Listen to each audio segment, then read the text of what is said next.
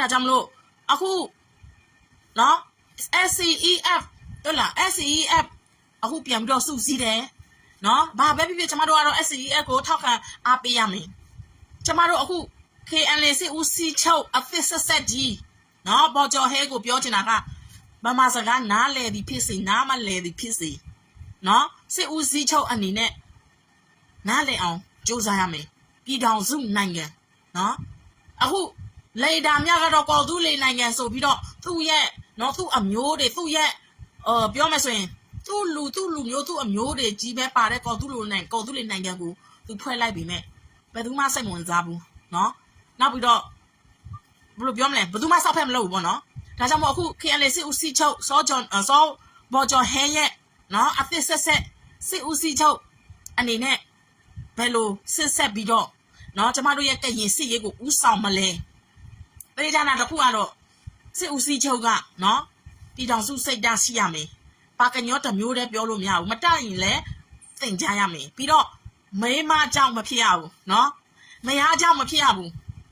အခုတနေ့တွေကတော့ကြားနေတယ်ဘော်ကျော်ဟဲကမယားကိုကြောက်ရတယ်နော်မေဦးကိုကြောက်ရတယ်ဘာညာပေါ့နော်ဒါတွေကတော့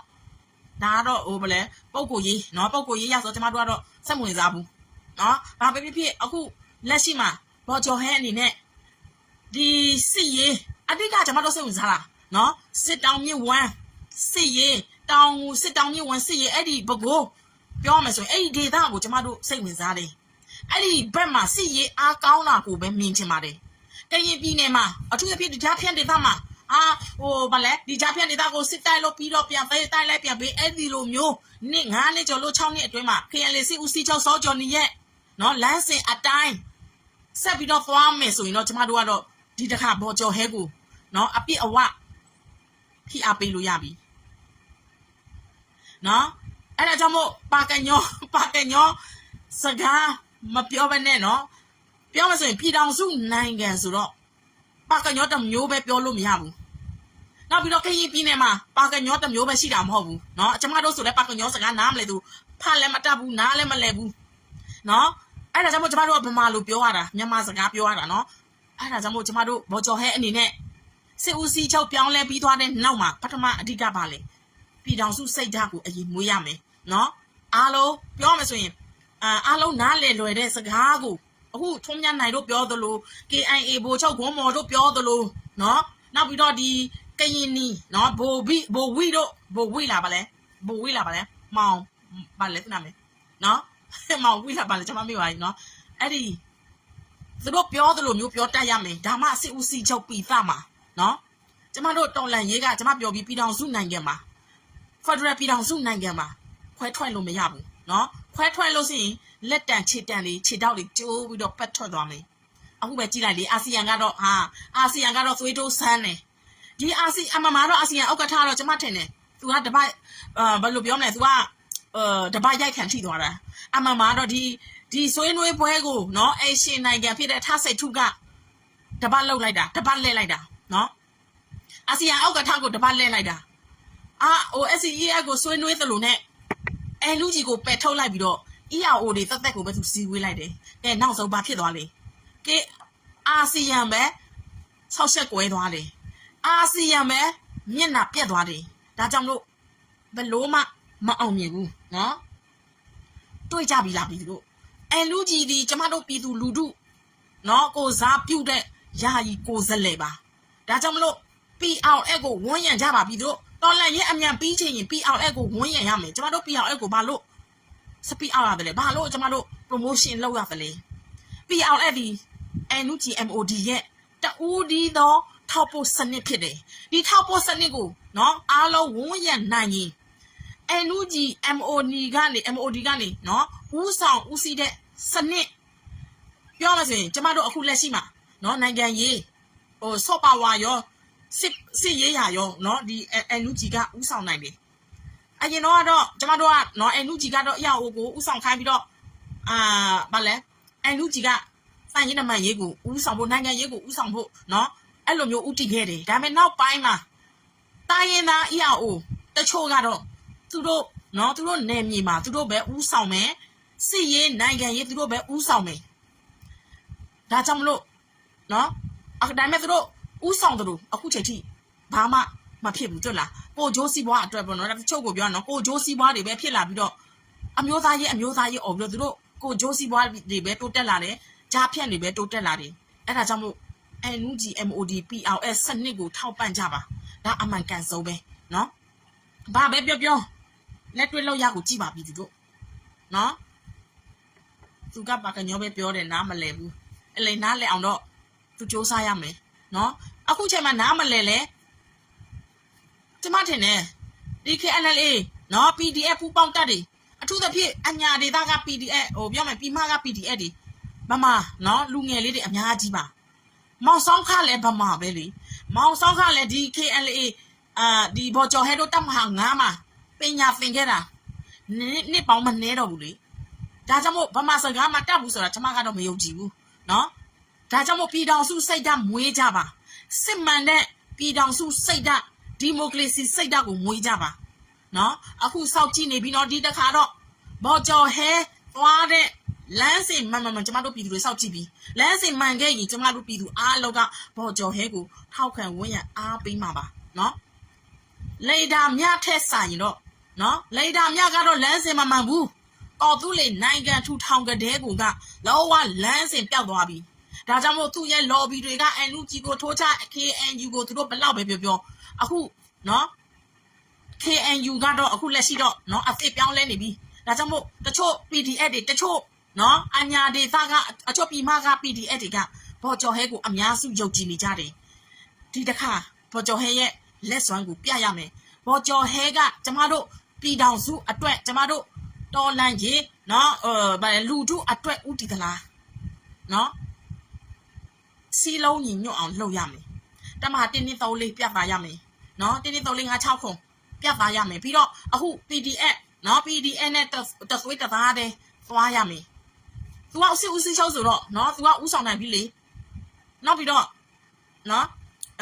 အဓိကကျမတို့ကြားချင်တာကစစ်တောင်းညဝန်ဒေသဘကိုးရိုးမဒေသနော်နောက်ပြီးတော့ရှိသေးတယ်ဗာလဲမိုးဒေသတို့နော်မိုးတို့နောက်ပြီးတော့ဗာလဲအဲ့ဒီဒေသတွေမှာစစ်ရေးအောင်မြင်တာကိုကျမတို့ကြားချင်ပါတယ်ဒီကရင်ပြည်နယ်တမဟာ6တမဟာ9နော်ကြားဖြတ်မင်းအွန်လိုင်းခွေးတွေရှိလို့ကိစ္စမရှိဘူးမတိုက်နဲ့ရတယ်အဓိကတော့ဒီမုံမျိုးဒေသနော်နောက်ပြီးတော့အဲ့ဒီဘကိုးဒေသနော်စစ်တောင်းမြဝန်းဒေသမှာစီရေးအားကောင်းတာကိုကျမတို့မြင်ချင်ပါတယ်ဒီဒေသမှာကျမတို့စိတ်ဝင်စားတယ်နော်နောက်ပြီးတော့နောက်တစ်ခုရှိသေးတာကဘော်ကျော်ဟဲမှာနော်ကျမတို့ကရင်ပြည်နယ်မှာကရင်ဖိုက်တာတွေအများကြီးရှိပါတယ်ဒါပေမဲ့ဒီ9နှစ်အတွင်းမှာ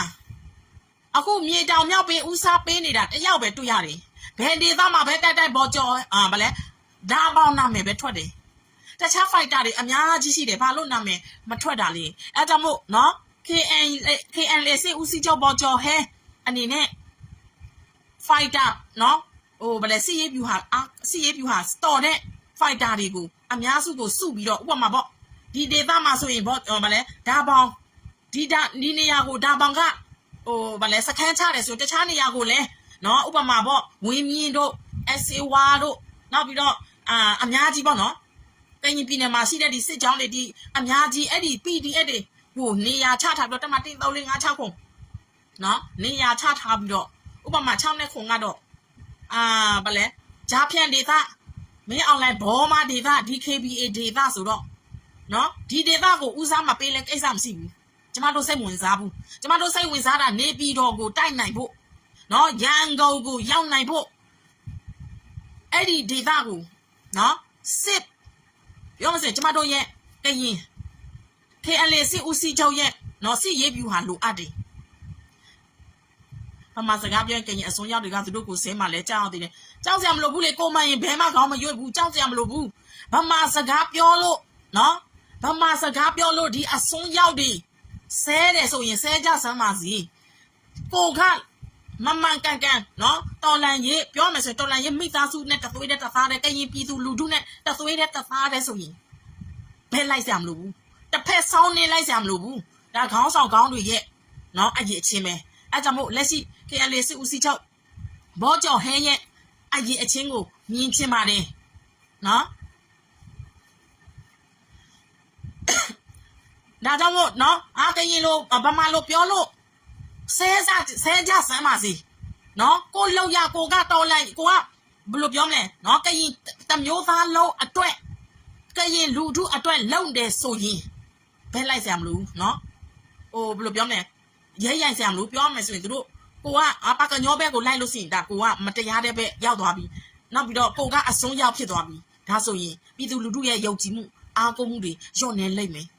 နော်အခုအများစုကတော့ဘော်ကျော်ဟဲကိုစောက်ကြည့်နေတယ်တချို့ကြတော့မယုံကြည်ကြဘူးရှိတယ်ဒါပေမဲ့ကျွန်မကတော့နော်အရေးစွန့်ပြီးတော့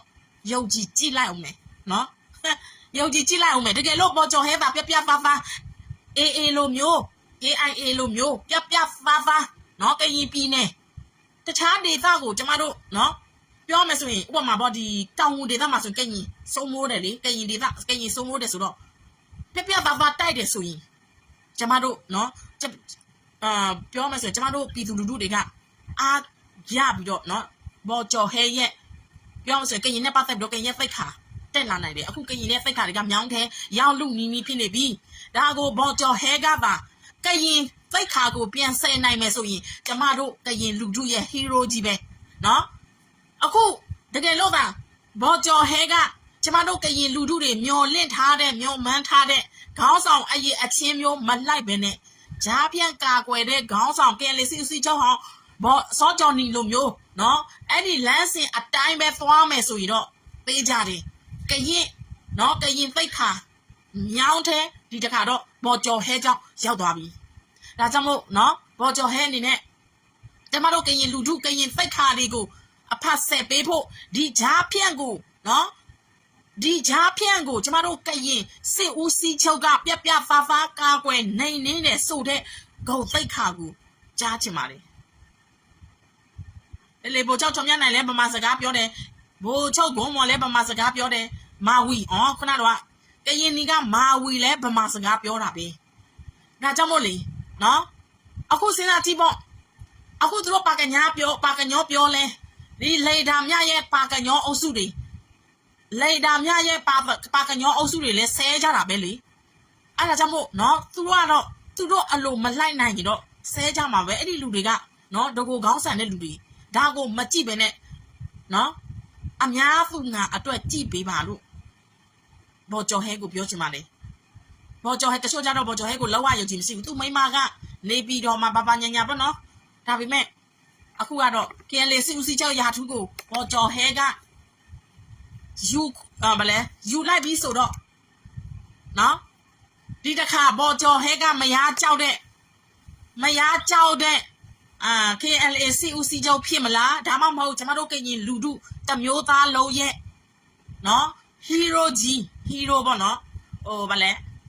ခေါင်းဆောင်ကြီးဖြစ်မလားအားကိုရတဲ့ခေါင်းဆောင်ကြီးဖြစ်မလားဒီတစ်ခါကျမတို့စောင့်ကြည့်ရမယ်နော်မာဝီကကရင်နီဘွားဗမာစစ်ကြီးပါအဲ့လေပါပဲဖြစ်သူကကရင်နီနေမှာနေတယ်ဆိုတော့ဗမာလူနော်ပြောတယ်ဆိုတော့နော်ထားလိုက်ပါတော့ဘာပဲဖြစ်ဗမာလူပြောလို့နော်ဗမာလူမျိုးမဖြစ်သွားမှာဘူးအခုကရင်လူပြောပြီးတော့လော့လဲလူမျိုးတွေဖြစ်သွားအများကြီးပဲပြီးတော့ကရင်လူပဲပြောကရင်လူမျိုးကိုချစ်တဲ့ကရင်အမျိုးသားရင်လို့ပြောပြီးတော့အခုဂျားဖြန့်မူကြီးစေဝါလောင်းကစားတွေနဲ့ကရင်တမျိုးသားလုံးကိုသစ္စာဖောက်နေတဲ့လောက်ကောင်တွေကိုနော်သူတို့တွေဗမာစကားမပြောဘူးဒါပေမဲ့သူတို့လူထုအပေါ်မှာလည်းသစ္စာမရှိဘူးကရင်လူမျိုးပေါ်မှာလည်းသစ္စာမရှိဘူးစောပေါဦးရဲ့နော်မူကိုလည်းချနင်းတဲ့အမျိုးသားသစ္စာဖောက်တွေဖြစ်တယ်အဲကြောင့်မို့အတိကတော့ကရင်စကားဗမာစကားမွန်စကားပိုစကားပြောလို့နော်လူမျိုးရေးနှိမ့်ကြမှာမဟုတ်ဘူး